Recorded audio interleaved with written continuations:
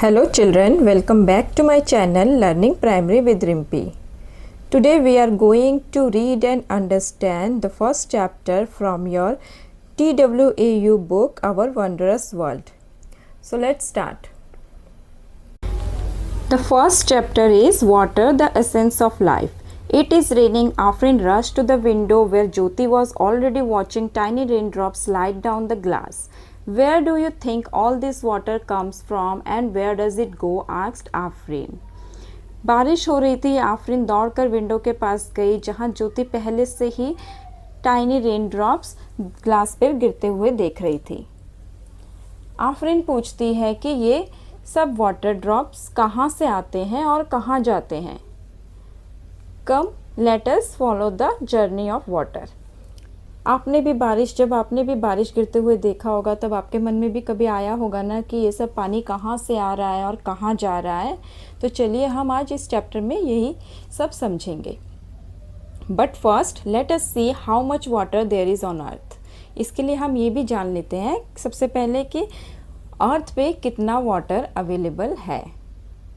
Although most of the earth's surface is covered with water, the majority of it is salty. हालांकि अर्थ पे बहुत सारा पानी available है,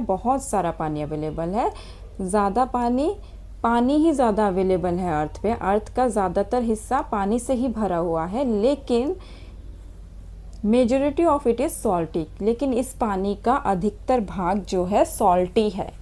living less amount of fresh water. और जो फ्रेश वाटर है जो हम यूज़ करते हैं अपने डे टू डे लाइफ में पीने के लिए, खाना बनाने के लिए, सफाई करने के लिए, पौधों को देने के लिए, या जो एनिमल्स पीते हैं पानी, वो फ्रेश वाटर बहुत कम अमाउंट में अर्थ में अवेलेबल है. All living beings, people, animals, birds and plants depend on fresh water to survive. सारे लिविंग बींग्स जैसे इंसान, जानवर, पक्षी, पौधे सब फ्रेश वाटर पर ही डिपेंडेंट हैं. सर्वाइव के लिए, जीने के लिए सब फ्रेश वाटर पर ही डिपेंडेंट है. It is essential for drinking, growing crops and carrying out daily activities. ये फ्रेश वाटर हमारे पीने के लिए, हमारे क्रॉप्स उगाने के लिए यानी कि खेती करने के लिए, और कैरिंग आउट डेली एक्टिविटीज़, हमारी जो डेली एक्टिविटीज़ है डे टू डे लाइफ में, जिन जिन कामों में हमें पानी की ज़रूरत पड़ती है, सब के लिए हमें फ्रेश वाटर की ज़रूरत है. Many plants and animals also live in fresh water. Fresh water में बहुत सारे plants and animals भी रहते हैं. Without water life would not be possible. इसलिए पानी के बिना जीवन संभव नहीं है.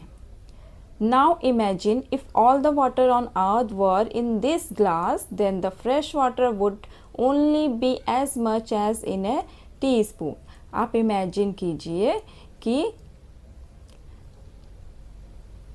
यहाँ पे एक ग्लास में पानी है और एक स्पून में थोड़ा सा पानी है. आप सोचिए कि इतना सारा एक ग्लास में जो पानी है वो टोटल अमाउंट ऑफ वाटर है और स्पून में जो पानी है वो फ्रेश वाटर है. सोचिए अर्थ में इतना सारा पानी है, लेकिन अगर हम देखे जाए तो सिर्फ 1% जो है फ्रेश वाटर अवेलेबल है जिसको हम यूज़ कर सकते हैं. चलिए इससे जुड़े 2 क्वेश्चन हैं डिस्कस में, वो 2 क्वेश्चन के आंसर हम करते हैं.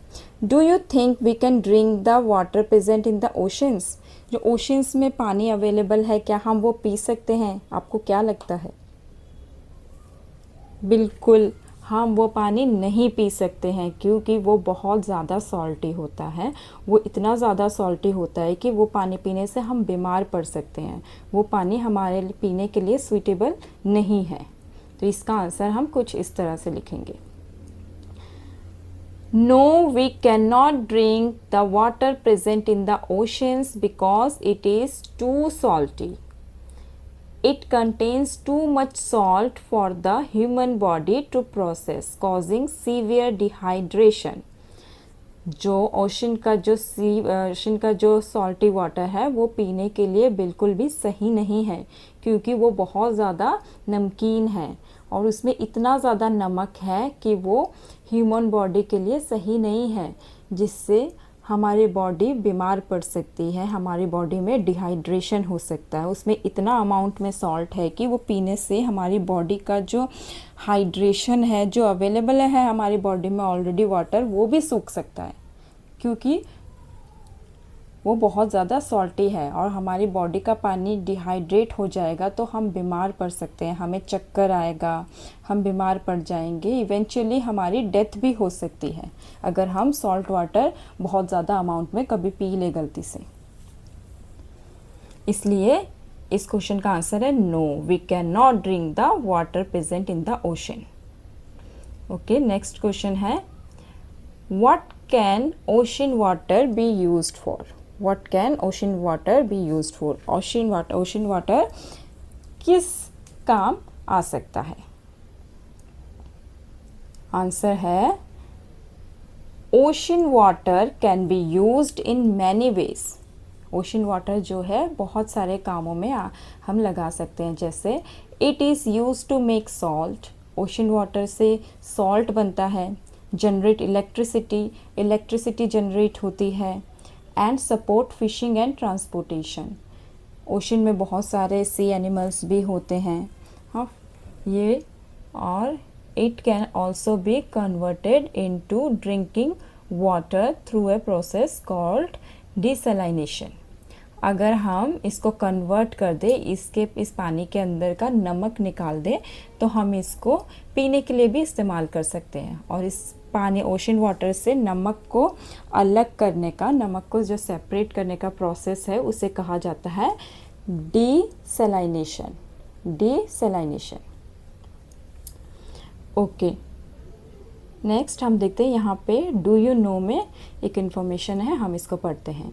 The salt pans of Gujarat are vast flatlands where sea water is dried to collect salt. It is one of the largest salt producing areas in India. India में सबसे ज़्यादा नमक प्रोड्यूस होता है यहाँ गुजरात में। यहाँ पर जो सी वाटर है, समुंदर के पानी को सुखाया जाता है नमक कलेक्ट करने के लिए, सॉल्ट को कलेक्ट करने के लिए यहाँ पानी सुखाया जाता है। ये इंडिया का सबसे बड़ा सॉल्ट प्रोड्यूसिंग एरिया है। इस नाम को आप याद रखना, गुजरात में सबसे ज़्यादा नमक प्रोड्यूस होता है इंडिया में। चलिए आगे बढ़ते हैं।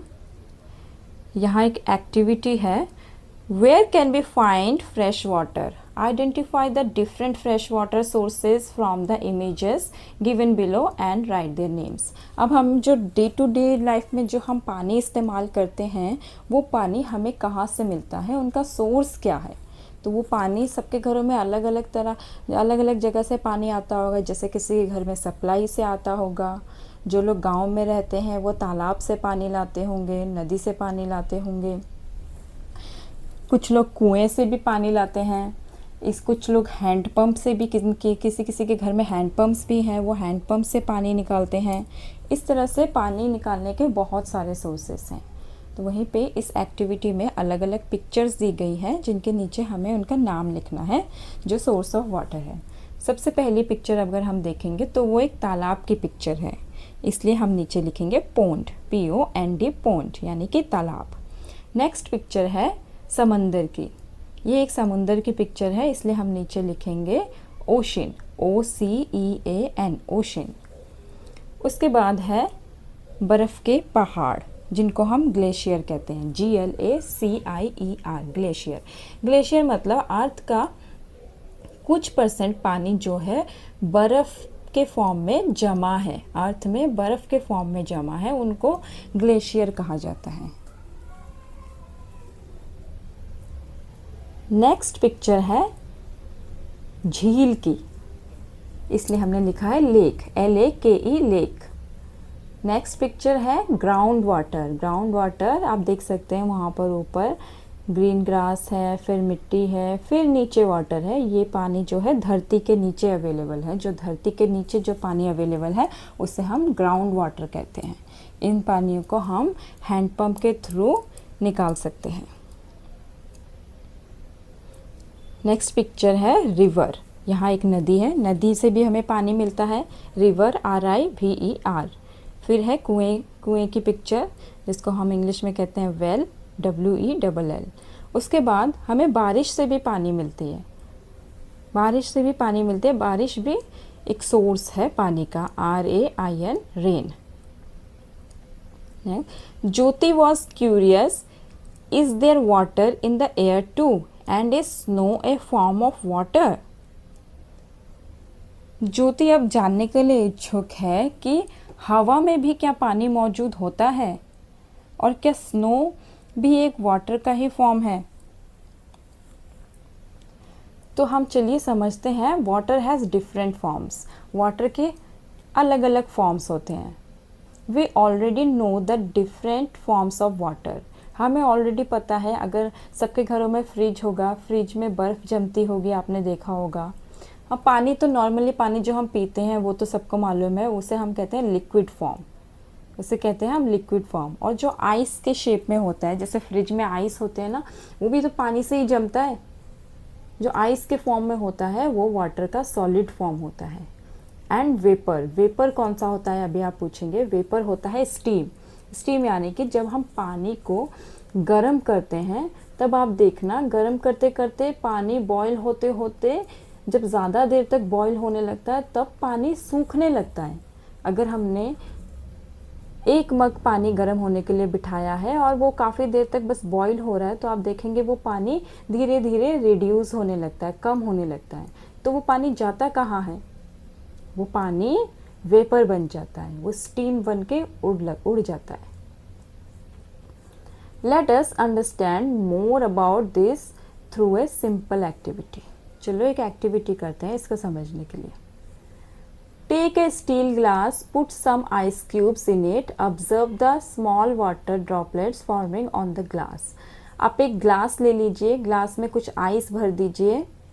आप देखेंगे क्या, ग्लास के बाहर जो है वाटर के ड्रॉपलेट्स बनने लगते हैं। अगर आपने कभी मार्केट से कोल्ड ड्रिंक की बोतल भी खरीदी होगी या ठंडे पानी की बोतल भी आप देख सकते हैं कि उसके बाहर भी पानी बहने लगता है। आइस अगर हम जहाँ रखे बॉटल में भी अगर हम कभी आइस जमा लेते हैं तो हम देखते हैं कि बाहर जो है पानी बहने लगता है। तो ऐसा क्यों होता है? Where do this water droplets come from? ये जो ग्लास में आइस रखने के बाद आइस तो हमने ग्लास के अंदर रखा है, लेकिन बाहर कैसे पानी आ रहा है? Where do this water droplets come from? ये वाटर ड्रॉपलेट्स कहाँ से आ रहा है? इसका आंसर है the water droplets come from water vapour present in the surrounding air. मतलब हमारे एयर में भी जो हमारे हवा में जो पहले से पानी मौजूद होती है, बस वही वाटर ड्रॉपलेट्स बन जाती है। इसमें हम लिखेंगे the water droplets come from water vapour present in the surrounding air. जो हवा में जो पहले से ही वाटर वेपर में मौजूद होते हैं, बस वही पानी बन जाते हैं। बी है What happens to the ice cubes after they are left in the glass for some time?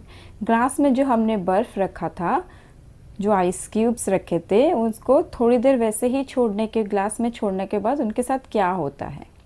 आप देखते होंगे जब फ्रिज से हम आइस निकाल के रखते हैं तो वो धीरे धीरे क्या होते हैं, गलने लगते हैं। बिल्कुल, after some time the ice cubes will start melting, वो गलने लगेंगे and then turn into liquid water. उसके बाद वो लिक्विड वाटर बन जाता है, पानी का लिक्विड फॉर्म में आ जाता है वो।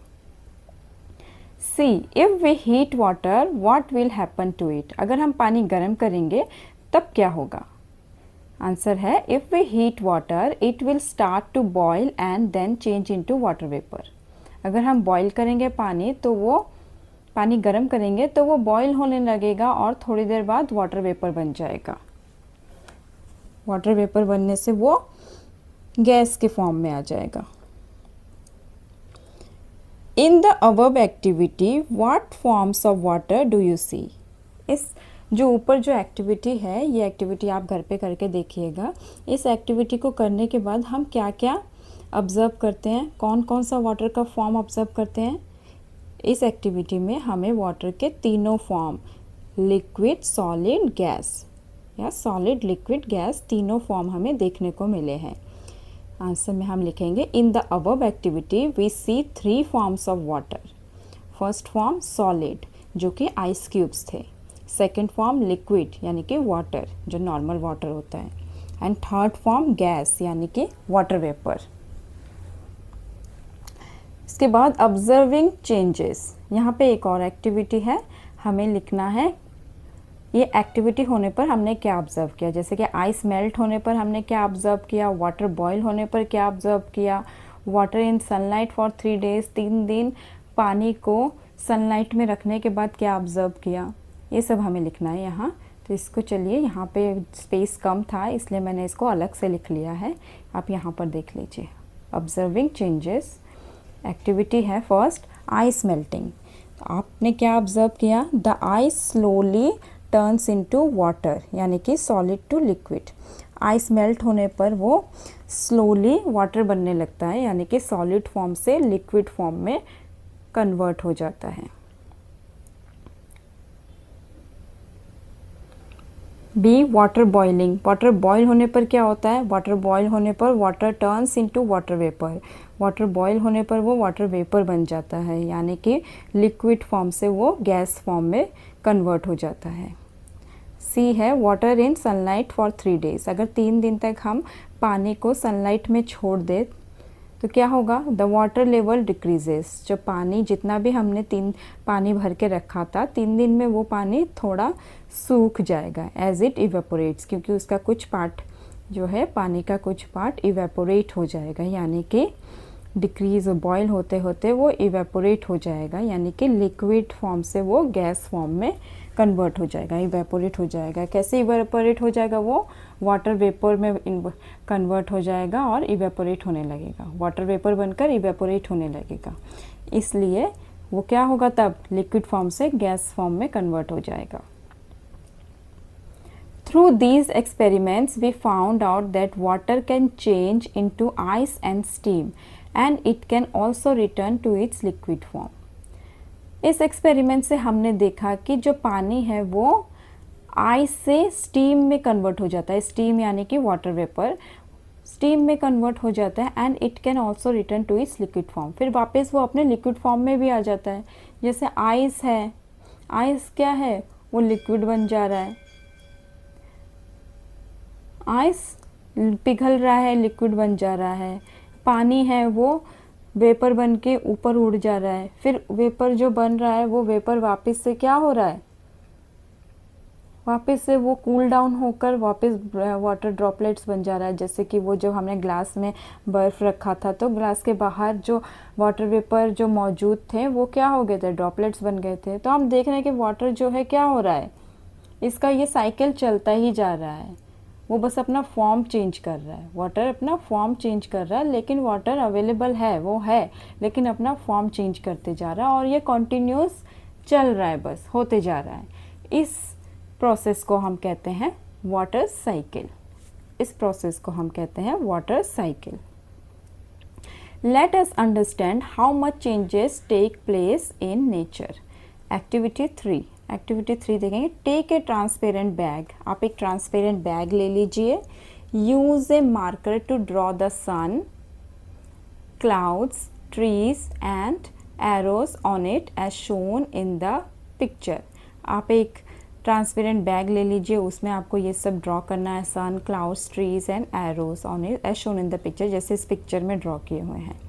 Fill 1/3 of it with coloured water, इसका 1/3 आपको मतलब कि आपको इसका क्या करना है, 3 भाग का 1 भाग पानी कलर्ड वाटर से फिल करना है। You can use blue paint और फूड डाई फॉर दिस, आप ब्लू पेंट थोड़ा सा पानी में मिक्स करेंगे तो ब्लू वाटर बन जाएगा।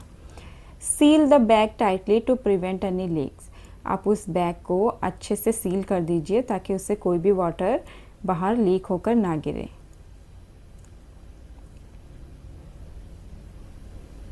उसके बाद place it in the sunlight, आपको वो सनलाइट में रख देना है। After a few hours observe the changes inside the water, फिर आपको ऑब्जर्व करना है कि उस जो आपने ये ट्रांसपेरेंट बैग जो आपने सनलाइट में रखा है पानी भरकर, उसके साथ क्या हो रहा है। जो भी आप ऑब्ज़र्व करेंगे वो आप इस टेबल पे लिखेंगे। I observe, I wonder, it is because of. सबसे पहले ऑब्ज़र्व करते हैं कि वाटर हीट्स अप, पानी गर्म होने लगता है। तो आई वंडर, तब आप क्या सोचेंगे, आप सोचेंगे how does water heat up, पानी कैसे हीट अप हो रहा है। इसका आंसर है, इसका रीज़न है it is because of sunlight. Sunlight की गर्मी की वजह से वाटर हीट हो रहा है। नेक्स्ट ऑब्जर्वेशन आप देखें, आप करेंगे water droplets formed inside the cover. जो वाटर ड्रॉपलेट्स है वो वाटर ड्रॉपलेट्स बनने लगे हैं कवर के अंदर। तब आप सोचेंगे where did the water droplets come from. आपके मन में आएगा ना कि ये वाटर ड्रॉपलेट्स आए कहाँ से आखिर। इसका रीज़न है water vapour cools and condenses into droplets. इसका आंसर है जो वाटर वेपर है वो ठंडे होकर कंडेंस हो जाते हैं और ड्रॉपलेट्स में कन्वर्ट हो जाते हैं। थर्ड ऑब्जर्वेशन आप करेंगे the droplets collect and fall down like rain. जो ड्रॉपलेट्स हैं वो फिर से नीचे गिरने लगेंगे। तब आप सोचेंगे, आपके मन में आएगा what makes the droplets fall down, क्यों ये ड्रॉपलेट्स नीचे गिर गए। इसका रीज़न है the droplets fall down because they become bigger and heavier. वो बड़े हो गए और भारी हो गए जिस वजह से वो नीचे गिर गए। मतलब पानी जमते जमते जब वाटर ड्रॉपलेट्स एक साथ बहुत सारे ड्रॉपलेट्स जमने लगे तब वो क्या हो गए, बहुत ज़्यादा हो गए, बड़े हो गए, भारी हो गए, जिस वजह से वो और होल्ड नहीं कर पाए और नीचे बरस गए, नीचे गिर गए। जैसे कि बारिश बरसती है। तो सेम जो बारिश है, जो वाटर साइकिल है, जो हमारी इस दुनिया का जो वाटर साइकिल है, ऐसे ही चलता है। पानी सनलाइट की वजह से हीट होता है, हीट होकर वेपर बन जाता है। इस प्रोसेस को कहते हैं हम इवेपोरेट हो जाना। ये पानी इवेपोरेट हो जाता है, वाटर वेपर बन के ऊपर चला जाता है, फिर वहाँ पर सेटल हो जाता है। लेकिन जब ऐसे और पानी इवेपोरेट होता रहता है तब वो क्लाउड्स बन जाते हैं। और वो क्लाउड्स बनते बनते जब बहुत ज़्यादा हैवी हो जाते हैं, बहुत बड़े हो जाते हैं, तब वो नीचे आ जाते हैं, वापस से गिर जाते हैं। जैसे वापस वो हमारे ज़मीन पर गिरने लगता है। बारिश गिरती है ना, बारिश बस इसीलिए होती है कि जो पानी है, जो हमारे अर्थ में जो पानी है वो इवेपोरेट होता है, ऊपर जाता है, क्लाउड्स बनते हैं। जमते जमते क्लाउड्स जब भारी हो जाते हैं, बड़े हो जाते हैं, तब वो बर्स्ट हो जाते हैं। बर्स्ट होकर वो वापस नीचे गिरने लगते हैं। इसी प्रोसेस को हम कहते हैं वाटर साइकिल।